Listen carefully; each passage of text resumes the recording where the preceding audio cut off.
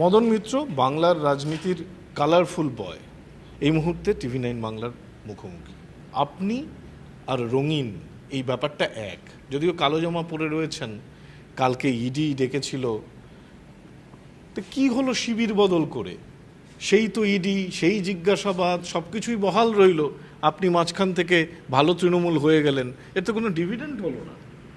না, তাহলে আপনাদের বক্তব্য বা রাজনীতিবিদদের প্রশ্ন যে কেউ যদি কারোর সঙ্গ ছাড়ে তাহলে সেটিং করার জন্য ছাড়ে, ইডি সিবিআইয়ের হাত থেকে বাঁচার জন্যে।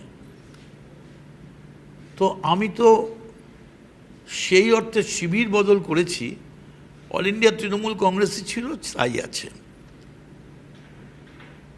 কিন্তু আমি ইডি ডাকবে না বা ইডি ডাকলে আমাকে ধরবে না, এরম কোনো কথা তো আমার সঙ্গে কারোর হয়নি।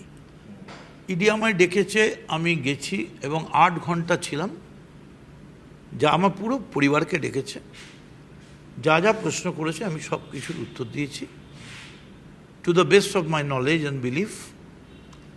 কাগজপত্র আমি যা বলেছে সবটাই দিয়েছি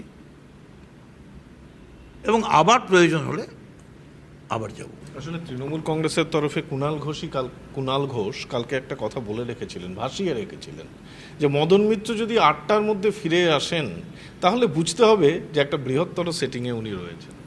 দেখুন, এটা আমি আপনাকে বলি, কুণালকে আমি খুব ভালোবাসি, কুণাল আমার ছোট ভাই, দাদা বলে।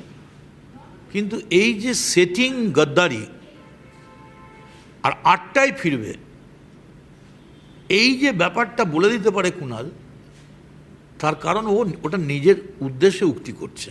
মানে কুণাল ঘোষ সেটিং করছেন, উনি নিজেকে বলছেন, আমায় বলেননি। উনি জানতেন যে 8টায় ছাড়বে, উনি জানতেন সেটিং হলে 8টায় ছাড়ে, উনি জানতেন যে গদ্দারি হলে ইডি ডাকে ছেড়ে দেয়।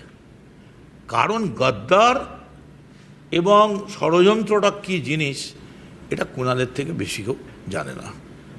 এবং কুণালের সেই দিনগুলো দাড়িওয়ালা পাঁচিল টপকাবার চেষ্টা করছে, সুইসাইড করার চেষ্টা করছে। আমরা কোথাও টাকা জমা দিয়ে পলিটিক্স করছি না সরকারকে, যে এত কোটি টাকা জমা দিলাম। কিন্তু তার মানে আমি রাগ করবো না কুণালকে, তার কারণ দেখো, কুণালকে একটা লড়াই করতে হচ্ছে প্রতিদিন একটা আইটি সেলের বাচ্চাদের সঙ্গে টিআরপির জন্যে। কারণ আইটি সেলের তো রোজ করার উপায় নেই, কবে মমতা স্কুটার চড়বে সেদিন আইটি সেলের টিআরপি হবে। এখন কুণাল সেখানে ফ্রি হ্যান্ড পে রোজ বলে যাচ্ছে।